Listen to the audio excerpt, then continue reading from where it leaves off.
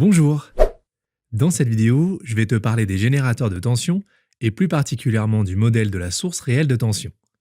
Je vais te présenter un rappel sur les notions de cours à retenir, puis on corrigera ensemble pas à pas un exercice classique avec les savoir-faire que tu dois bien maîtriser. Dans un circuit électrique, le courant continu est généré par un générateur de tension continue. On utilise aussi parfois le terme de source, comme par exemple une pile. Il faut que tu saches qu'une source réelle de tension peut être modélisée par l'association en série d'une source de tension et d'un conducteur ohmique, qu'on surnomme parfois une résistance. C'est-à-dire que la tension à ces bornes dépend de l'intensité du courant qui est débité, ce qui traduit finalement le fait qu'une partie de la puissance qu'il consomme est dissipée par effet Joule. E, c'est ce qu'on appelle la force électromotrice, et petit r, c'est la résistance interne du générateur. La tension entre ces bornes s'écrit alors U égale E moins RI.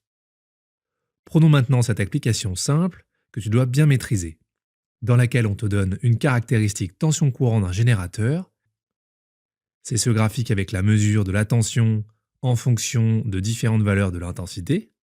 Et à partir de ça, tu dois savoir déterminer la force électromotrice grand E et la résistance interne petit r du générateur. Je vais te montrer comment faire ça simplement. Comme on vient de le rappeler, pour faire ça, il faut que tu te souviennes bien que l'équation littérale de la caractéristique tension-courant d'une source réelle de tension est de la forme U égale E moins RI. Il faut également que tu identifies facilement quand tu analyses ce type de graphique, et en te souvenant bien de ton cours de maths, qu'on est en présence d'une fonction affine, une droite, dont l'équation générale peut s'écrire Y égale AX plus B. Ici, petit a, le coefficient directeur, est négatif, puisque la droite descend. Et petit b, c'est ce qu'on appelle l'ordonnée à l'origine, qu'on peut facilement lire graphiquement ici, 3,5 volts. Une fois qu'on a fait le lien avec ces notions de mathématiques, on va pouvoir exploiter ce graphique pour déterminer ce qu'on nous demande, la force électromotrice, puis la résistance interne du générateur. La force électromotrice du générateur, c'est la tension à vide, lorsqu'il délivre une intensité nulle, lorsque I égale à 0. Donc par lecture graphique, on lit l'ordonnée à l'origine ici, quand I égale 0, et on trouve E égale 3,5 volts. Tout simplement. Ensuite, la résistance interne petit r correspond à l'opposé du coefficient directeur petit a. À l'opposé, puisqu'ici, comme on l'a dit, le coefficient directeur sera négatif, et la résistance d'un conducteur ohmique est, elle, bien toujours positive. Donc on y va pour son calcul. Petit a, le coefficient directeur, est égal à delta y sur delta x, c'est-à-dire yb moins ya sur xb moins xa. Pour faire ça, on a besoin de prendre deux points sur la droite. Et j'ai pris soin ici de choisir des points pour lesquels les lectures des abscisses et des ordonnées sera facilitée.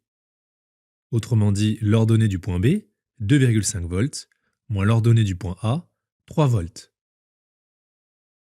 Divisé par l'abscisse du point B, 0,40 ampères, moins l'abscisse du point A, 0,20 ampères. Après calcul, on trouve que le coefficient directeur de cette droite est de moins 2,5. Ce qui nous permet de déterminer la valeur de la résistance interne, qui est égale à l'opposé du coefficient directeur, autrement dit 2,5 ohms. Souviens-toi bien qu'une résistance s'exprime en ohms. Voilà, on vient de déterminer à partir de sa caractéristique la valeur de la force électromotrice et de la résistance interne d'une source de tension réelle. J'espère avoir été clair dans mes explications et je te souhaite bon courage pour la suite de tes révisions.